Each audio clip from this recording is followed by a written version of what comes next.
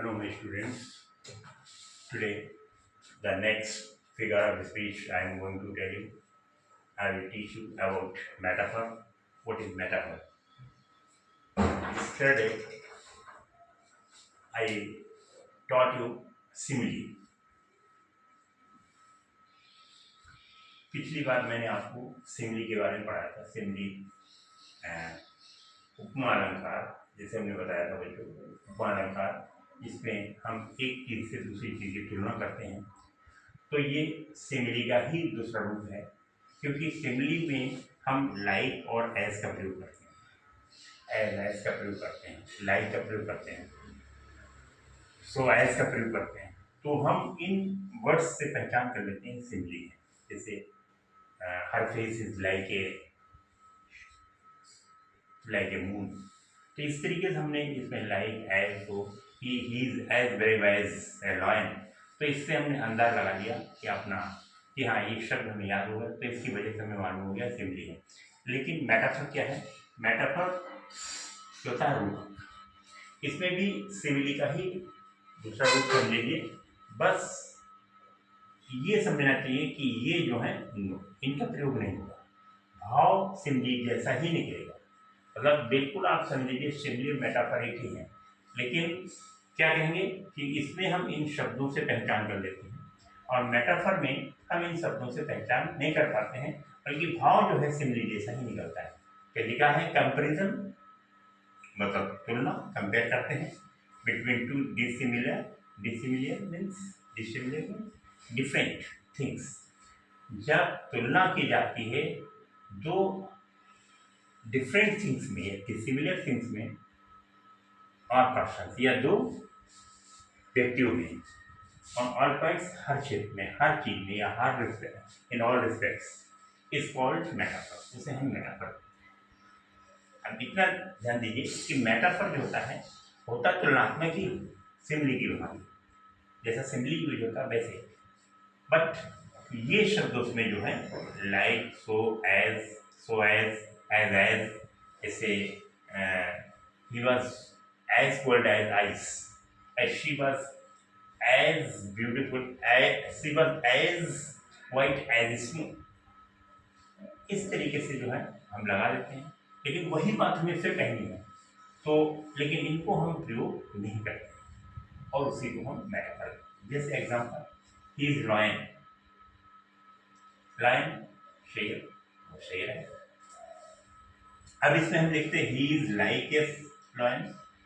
तो आप लाइक जैसे देखते तो आप कह देते हैं मेटाफर में ये सिमिली है। लाइक आपने देख लिया, ही इज लाइक ए लॉयन। लेकिन हमने लाइक शब्द इसमें हटा दिया और इसमें लिखा हमने ही इज लॉयन। तो मतलब यहाँ पर हम भाव वही लगाएंगे कि ही इज लाइक ए लॉयन, अर्थात वो शेर जैसा है। शेर जैसा मतलब बहुत ही ब्रेव है।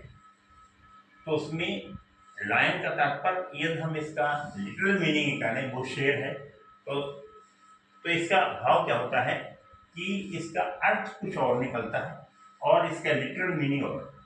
ही इज लॉयन, अब हम कहें ही इज लॉयन, अब हम कहेंगे he is a dog, he is dog. तो यहाँ हम इसका मतलब क्या है कि हम उसे कुत्ता कहें तो नो, यहाँ पर हम ये कहेंगे माय डियर स्टूडेंट्स कि ही इज लॉयन का मतलब ही is as brave as lion.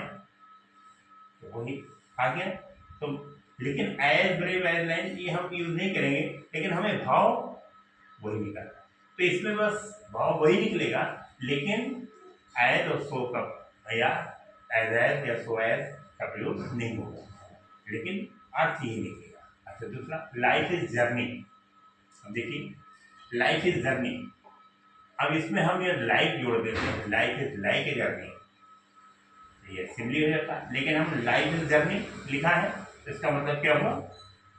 Metaphor होगा। तो जिसमें ये वर्ड्स ये प्रयोग नहीं होते हैं वो हमारा मेटाफर, और जिसमें ये वर्ड्स प्रयोग हो जाते हैं वो हमारा सिमिली। बस simple. He is star of my family. अब यहाँ स्टार का अर्थ यदि हम देखें तो he is as star of my family, या he is like a star of my family. तो ये अब हम लाइक एज लगाएंगे तो ये हमारा सिमिली बन जाएगा। लेकिन हमने ही is star of my family, मतलब वो मेरे घर का एक तारा है। तारा का मतलब बहुत ही प्रिय, एवरीबडी लव्स हिम। तो इस तरीके से ये हमारे दिल। अब इसमें हमें ये मेटाफर हमने देख लिए, है सब सिमिली ही, लेकिन बस इनमें इन शब्दों का प्रयोग नहीं हुआ, और इन शब्दों का प्रयोग नहीं हुआ, भाव वैसे सिमिली जैसा निकल रहा है, तो वो मेटाफर। जैसे अब हम आइडेंटिफाई क्या आएंगे इसमें, मेटाफर आइडेंटिफाई में पहचान करेंगे, आइडेंटिफाई में पहचान। जैसे the camel is the ship of desert, the ship of desert, और कैमल को क्या माना गया, शिप। अब यहाँ like, the camel is like ship of desert, तो ये हमारा क्या बन जाएगा, सिमिली। लेकिन यहाँ पर हम लाइक नहीं लिखा है, तो हम क्या हो जाएगा, ये हमारा क्या हो जाएगा बच्चों, metaphor. Time is a thief, अब यहाँ टाइम को एक थीफ बनाया गया, एक ऐसा व्यक्ति बताया गया टाइम को, चोर जैसा, जैसे चोर कोई चीज चोरी कर लेता है, तो इसमें time is like a thief लिखते तो हमारा ये सिमिली हो जाता। लेकिन टाइम इज ए थीफ, ये मतलब समय धीरे धीरे खसकता रहता है, चलता रहता है। जैसे धीरे से कोई चोर चोरी करता है, वो सामान ले जाता है, पता नहीं चलता, ऐसे ही समय धीरे धीरे चोर की भांति जो है हमारा टाइम धीरे धीरे निकलता है। The world is a stage, संसार क्या है, एक स्टेज है। मतलब जहाँ ये स्टेज पर जो है संसार एक स्टेज माना गया है, यहाँ पर हर आदमी अपना रोल अदा करता है, चला जाता है। तो यहाँ पर लाइक शब्द करते the world is like stage, तो हमारा क्या बन जाता, सिमिली। लेकिन यहाँ पर लाइक आया, कुछ नहीं आया, तो हमारा ये नहीं। Life is a roller coaster, roller coaster का मतलब चेंजेबल, जिसमें जीवन में कहीं आप रोलर कोस्टर, लाइफ को क्या बताएंगे, रोलर कोस्टर। रोलर कोस्टर का मतलब जिनके जीवन में उतार चढ़ाव, अप्स एंड डाउन्स आए, या सुख दुख आए, एकदम आदमी पूर्ण रूप से सुखी नहीं होता, पूर्ण रूप से दुखी नहीं होता, तो जीवन में कभी दुख आते हैं, कभी सुख आते हैं, तो ऐसा लगता है चेंजेबल लाइफ। तो लाइफ इज रोलर कोस्टर का मतलब लाइफ हमारा जो है परिवर्तनशील है। आज हम खुश हैं तो कल दुखी हैं, तो हम अगले दिन सुखी होंगे। इस तरीके से लाइफ शब्द का प्रयोग इसमें नहीं हुआ, तो हमारा ये नहीं। अगला, द क्लासरूम वॉज ए जू। अब क्लासरूम क्या है, लाइक ए जू नहीं कहा, फॉर लाइक ए जू, तो ये हो जाता सिमिली। लेकिन क्लासरूम वॉज जू, अब सो एज लाइक नहीं लिखा है, तो क्लासरूम कैसा था, चिड़िया था, अर्थात सब बच्चे इतना शोर शराबा सब कर रहे थे, तो वो पूरा क्लासरूम चिड़ियाघर जैसा लग रहा था। तो ये शब्द न प्रयोग करके हमने इसका तुलनात्मक अर्थ नहीं किया, लेकिन भाव तुलनात्मक ही लग रहा है, क्योंकि क्लासरूम ऐसा लग रहा था जैसे चिड़ियाघर। ऐसे ही माइंड इज अ कंप्यूटर, अब इसका माइंड कैसा है, इतनी तेज चलता है जैसे कि कंप्यूटर। अब हम लाइक यहाँ जोड़ देंगे तो हमारा क्या बन जाएगा, सिमिली। अब हमने लाइक नहीं जोड़ा और भाव सिमिली जैसा दे दिया, तो क्या हुआ, हमारा ये क्या बन गया। तो आज हमने ये हमारा बन गया बच्चों अब मेटाफर हो गया ये हमारा। तो हमने आज बच्चों ये क्या किया, आइडेंटिफाई किया। इस तरीके से इस कॉम्पिटिशन में आते हैं, तो इनको आप आराम से ठीक कर सकते हैं। क्यों, सिमिली और मेटाफर इक्वल होते हैं, बस इसमें ये होता है कि इसमें सिमिली के लिए पहचान है, और इसमें पहचान है, तो लेकिन काम सब सिमिली जैसा ही होता है। तो इस तरीके से हमने आज क्या सीखा, आज हमने एक मेटाफर अर्थात रूपक अलंकार सीखा, और इसमें जो है ये हमने अभ्यास के माध्यम से आइडेंटिफाई भी किया कि कहाँ पर हम इसको आइडेंटिफाई करेंगे कौन सा रूपक अलंकार। तो बच्चों इसको ध्यान से देखेंगे, पढ़ेंगे, और इसके नियमों को ज़्यादा कठिन नहीं है, बहुत सिंपल है, और इसे आप लोग तैयार कर लेंगे। और अक्सर ये कॉम्पिटिशन पूछ दिया जाता है, यही पूछ दिया जाता है पहले sentence, the camel is the ship of desert, इसमें कौन सा फिगर सा स्पीच है, तो आराम से हम लगा।